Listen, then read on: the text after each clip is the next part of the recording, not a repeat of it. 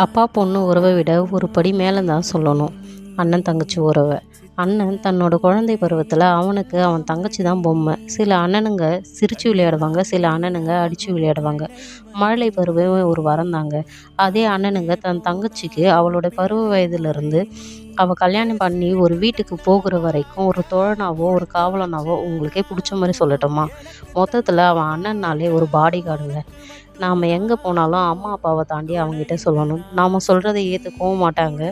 ஒரு போரே நடக்கும். இப்படிலாம் வளர்த்த பொண்ணை அதாங்க அவனுடைய தங்கச்சியை கண்ணில் இமையாக வச்சுருந்தவளை திடீர்னு ஒரு நாள் ஒருத்தன் கையில் பிடிச்சி கொடுத்துட்டு, இது வரைக்கும் அண்ணனாக இருந்தவன் இதுக்கப்புறம் அவளுக்கு முழு அப்பாவாக மாறிடுறான். அப்படி வழி அனுப்புகிற அண்ணனுக்காக அவள் தங்கச்சி சொல்கிறா கேளுங்க.